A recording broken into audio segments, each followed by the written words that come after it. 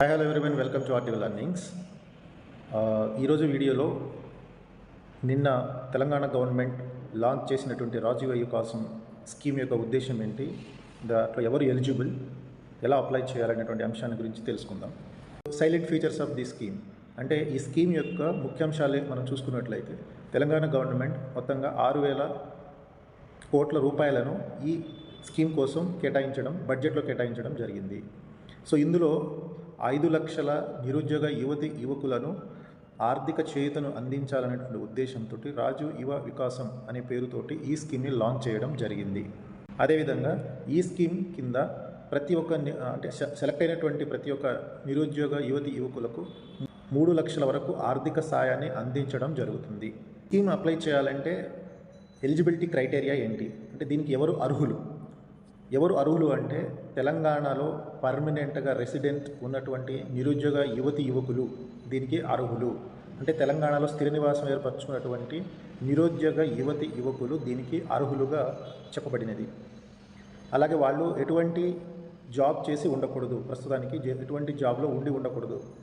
So ఇందులో category wise చూసుకున్నట్లయితే ఎస్సీకి, ST, OBC and minority కమ్యూనిటీలకు ఈ స్కీమ్ ఉపయోగపడుతుంది, వాళ్ళు ఎలిజిబుల్. దీనికి కావాల్సినటువంటి డాక్యుమెంట్స్ ఏంటి? డాక్యుమెంట్స్ అంటే మనం అప్లై చేసేటప్పుడు మన దగ్గర ఉండాల్సినటువంటి డాక్యుమెంట్స్ ఏంటి? Aadhaar card, employee ID, ration card, mobile number, address proof ఉండాలి. ఈ డాక్యుమెంట్స్ని ఉన్నాయా లేవో ఒకసారి చెక్ చేసుకోండి.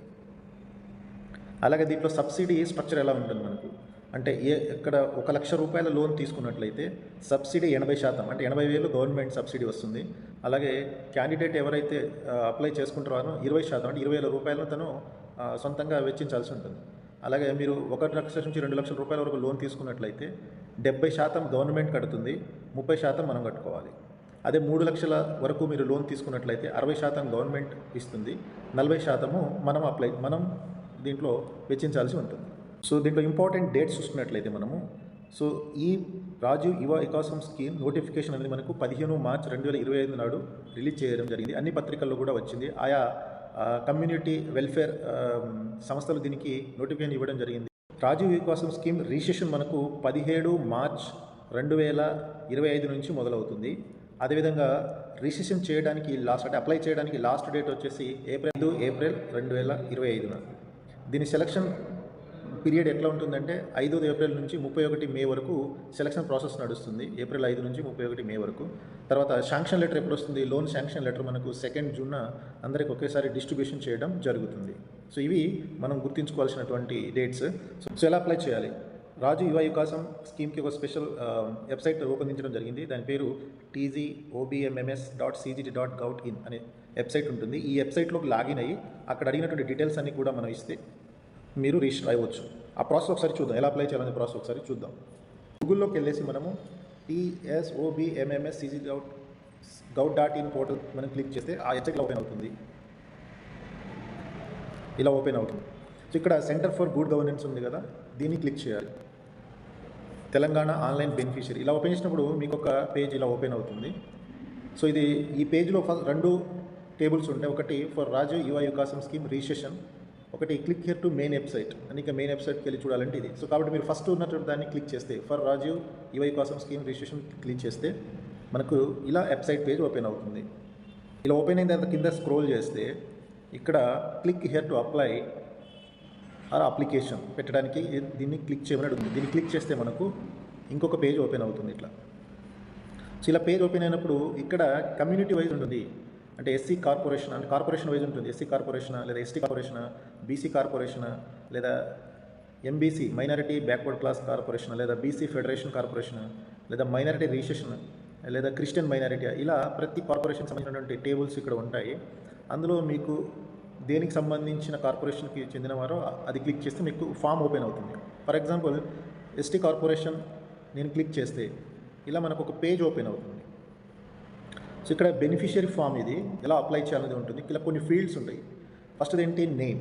ఈ ఆధార్ కార్డులో ఎలా పేరు ఉంటే అలా మాత్రమే ఇక్కడ రాయండి.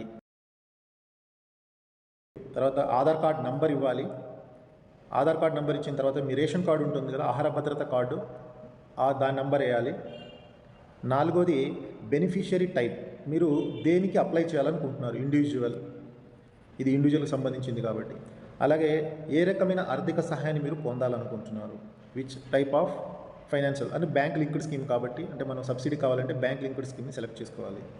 అలాగే సెక్టర్ దేనికి సంబంధించింది, అగ్రికల్చర్ వ్యవసాయానికి సంబంధించినటువంటి దాంట్లో ఏమైనా బిజినెస్ లాంటివి చేద్దాం అనుకుంటున్నారా, లేదా యానిమల్ హస్బెండరీ అంటే పౌల్ట్రీ కానీ, లేకపోతే మిల్క్ డైరీ ఫార్మ్స్ అట్లాంటి వాటి కానీ, లేదా ఫిషరీస్ చేపల పెంపకం సంబంధించిన కానీ, హార్టికల్చర్ ఉద్యానవనాలు కానీ ఏమైనా పెట్టాలనుకున్నారు, లేదా ఇండస్ట్రియల్కి సంబంధించినటువంటి పరిశ్రమలు ఏమైనా చిన్నపాటి పరిశ్రమలు మేకింగ్కి సంబంధించిన చేయాలనుకున్నారు. ఇలా మనకు ఒక 5 రకాల సెక్టార్స్ ఇక్కడ ఉన్నాయి.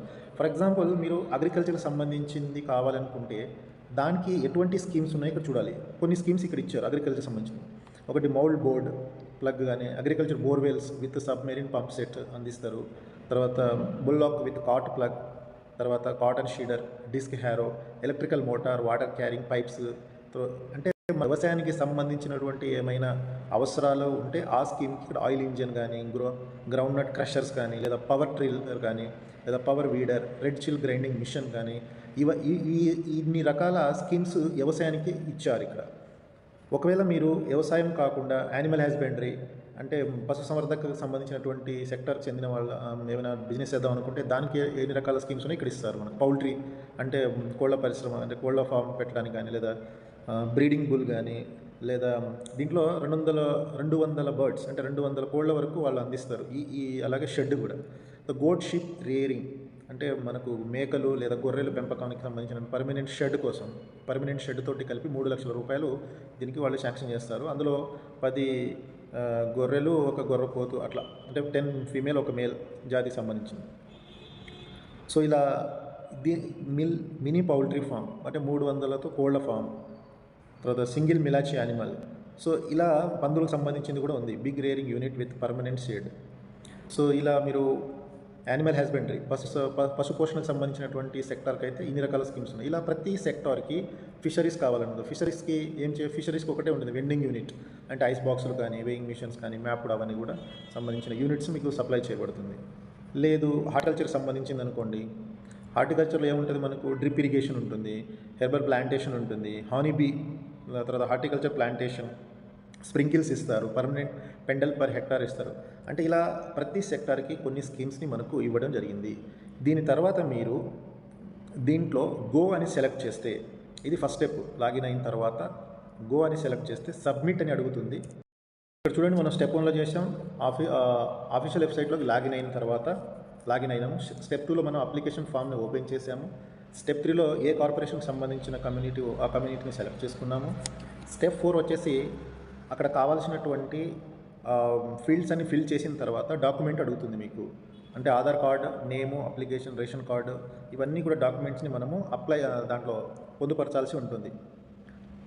ఓకే, సో అది అంతా ఎంటర్ అయిన తర్వాత కింద మీకు సబ్మిట్ అనే బటన్ వస్తుంది. సబ్మిట్ని క్లిక్ చేస్తే ఫామ్ అనేది ఆటోమేటిక్గా సబ్మిట్ అయిపోతుంది. దిస్ ఈజ్ అబౌట్ రాజీవ్ యువ వికాసం. సో ఎవరైనా అప్లై చేయని వాళ్ళు అంటే మీరు దగ్గరలో ఉన్న నెట్ సెంటర్ కానీ, లేదా మీ సేవకి వెళ్ళి అప్లై చేసుకోవచ్చు, లేదా మీ మొబైల్ ద్వారా కూడా మీరు ఇప్పుడు చెప్పిన విధంగా అప్లై చేసుకోవచ్చు. Thank you, and please subscribe my channel.